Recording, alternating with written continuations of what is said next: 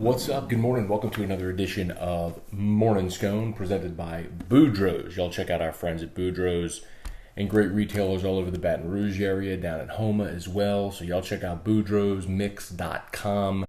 If you're celebrating, having some type of party this summer, it's a great opportunity to get by, see our friends at Boudreaux's and enjoy their awesome product. They got the Bloody Mary mix and the Margarita mix. I love supporting local companies and certainly those that support us. So do us a solid, y'all.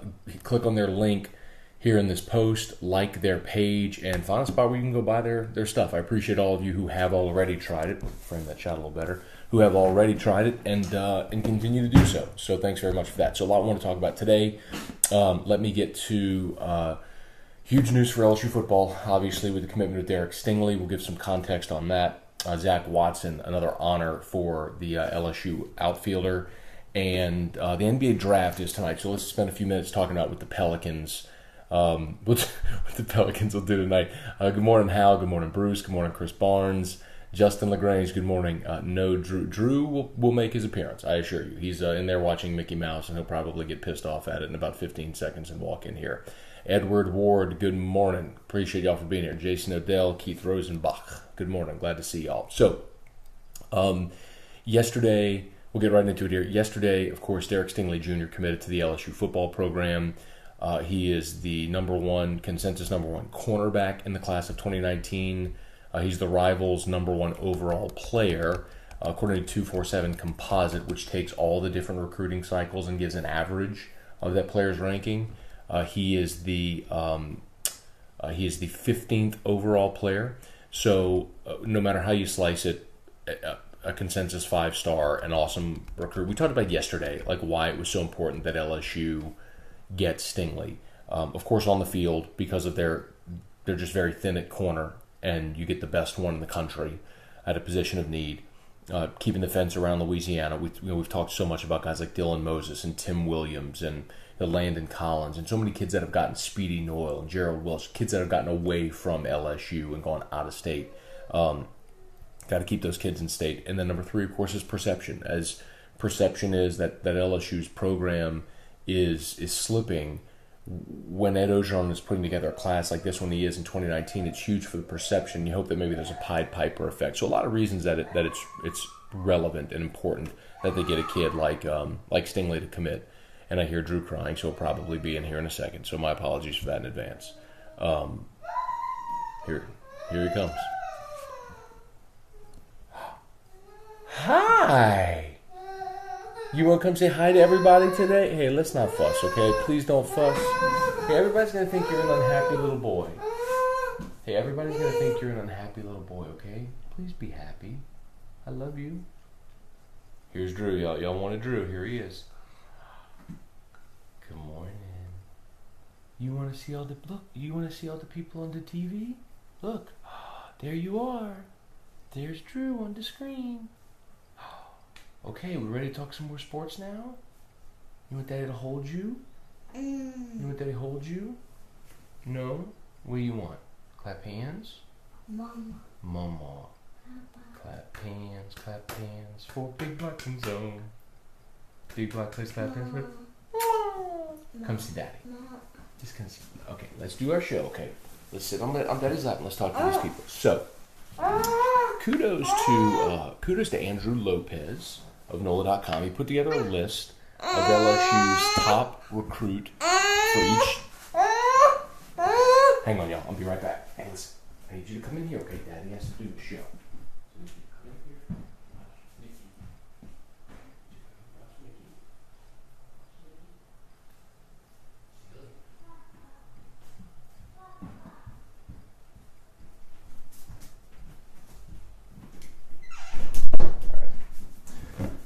I'm closing the door. We'll never get through it if I let him keep coming in here. All right, so I'll try to move quickly, and my apologies for that. As you can tell, communicating is not always the easiest thing with Drew, but he's awesome. Michael Moore, good morning. Hey, Dad, good morning. Jeff Lewis, good morning. Andrew Chase Bear, good morning. Okay, so Andrew Lopez put together a list of the top recruit for each LSU class and Rivals going back to 2002. It was Justin Vincent that year. Obviously, he didn't play in 2002. but he ended up having an awesome career. Certainly in 2003 was supremely relevant. You go back to 2003, was Jamarcus Russell or Nick Child from Rummel. Jamarcus obviously had a great career. Nick Child, not so much. Early Doucette was that guy in 04. It was Ryan Perilou in 05. We know how that ended. Al Woods in 06. Jai Eugene as well was up there. Terrence Tolliver in 07. Pat Pete in 08, of course, had an awesome career. It was Ruben Randall in 09. Spencer Ware in 2010. Freak Johnson in 2011, who never really lived up to the hype. Quan Alexander in 2012. Tre'Davious White in 2013. Fournette was the guy in 2014. In 2015, it was Kevin Tolliver. In 2016, Rashard Lawrence, who's still playing and has been beset by a few injuries, but he's really an awesome player.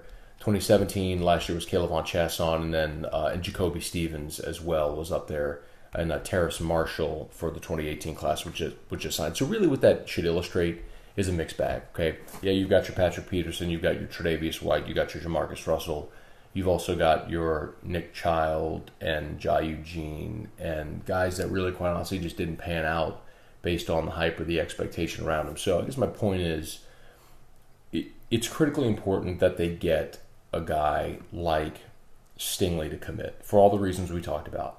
But something that's important is that even if he doesn't become a first-round draft pick superstar talent, which he has the opportunity to be, obviously, he's going to be a guy that becomes a major contributor from day one. We had his dad, Derek Sr., on the show yesterday on AFR.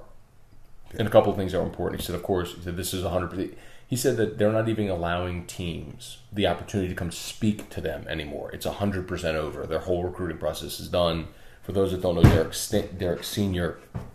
is a head coach in the Arena League and in the China Arena Football League. He's the head coach of a team in Shanghai. So their season doesn't overlap with the American football season. So he goes over to China and coaches Arena League in China as well. So he's a coach who knows a lot about the process and is certainly not going to disrespect any coaches or put them through any games. So when Derek wanted to commit, it's 100%. So a big day, man. Big day for Ed Orgeron and the LSU football program. There's no two ways around it. But even still, don't expect Patrick Peterson's career at LSU. But what you should get is a guy that's going to get on the field, going to contribute and be a really good player for LSU. Super athlete as well.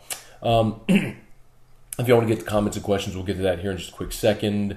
I want to talk about Zach Watson as well. If you missed it, Zach Watson was named a College Gold Glove winner yesterday. It's handed out by the American Baseball Coaches Association in Rawlings, and it's one per position, so there are 9 of these. For reference, LSU has only had 4 in the last decade. You had Micah Gibbs in 2009 on the championship team. You had Alex Bregman, and then you had Andrew Stevenson. They both won it in 2015, so you had 2 on that 2015 team. Zach Watson, the funny thing about it is the perception is Watson had a bad year, right? And maybe that kind of correlates a little bit with what we're talking about with Stingley, just based on expectations. So Watson had a 1,000 fielding percentage, and he had 6 assists from the outfield. So he did not make a single error and assisted on 6 plays as well. He covers so much ground, as we all know. Watson, it's almost like they hit it anywhere to center, somewhere in the power rallies, he's going to go run it down. So when you talk about a guy like that's special in the outfield with the glove, and then also can swing the bat, like his off year was hitting .308 with 15 doubles, 2 triples, 7 homers, 34 RBI, and he stole 14 bases. I mean, Watson had by almost any standard, that's a fantastic year at any level of baseball.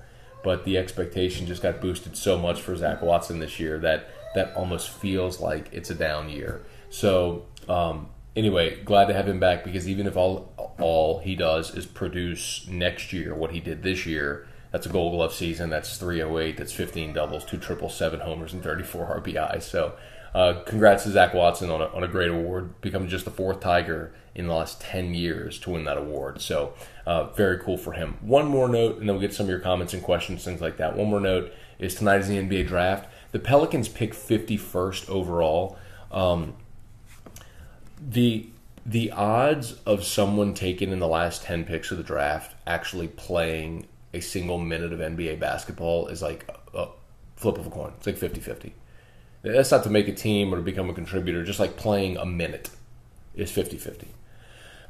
Yeah, there are the guys like Manu Ginobili, Isaiah Thomas, guys who are, those are the more famous ones. Then there's guys that go completely undrafted. Garrett Temple was undrafted. He just finished, I think, his 8th season in the NBA. He's been one of those guys that works really hard, finds his niche, and sticks. There are certainly more famous cases like Jeremy Lin and Ben Wallace. David Wesley is one of those as well, of course, who's the Pelicans TV analyst right now. So it's possible, but we got to keep in mind, of course, and I would be very surprised if the Pelicans were completely silent tonight. Deal or Dell, whatever you want to say, Dell Demps, he's more likely going to go out and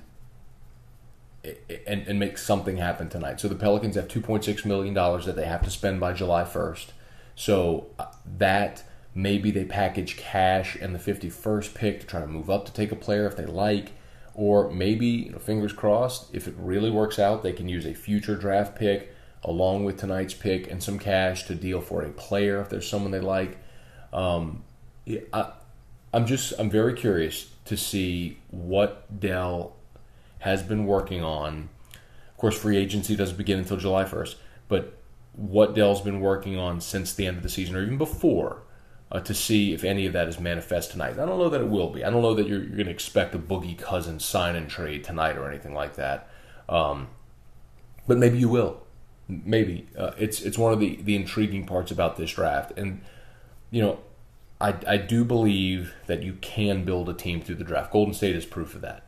Golden State drafted Steph, and they drafted Clay, and they drafted Draymond Green, and they hit on draft picks. And then they supplemented with good veteran before Kevin Durant. They supplemented with good veteran talent like Andre Iguodala. You get a guy like Sean Livingston through the draft. Point is, it can be done, but it takes patience. If you're at a spot where the Pelicans are right now, where you have Anthony Davis, and you feel like your window to win and win big and become a contender is shrinking because you've got AD for 3 more years, or I guess 2 more full seasons. Then you see what happens after that. You need to supplement right now with guys that can help you win now. And that's not going to happen in the draft, certainly not at pick 51. So let's see what they do, and if they use their assets tonight at all, to see if they can make a deal. I mean, they got some bad contracts as well, guys like Alexei Ajinça and Solomon Hill.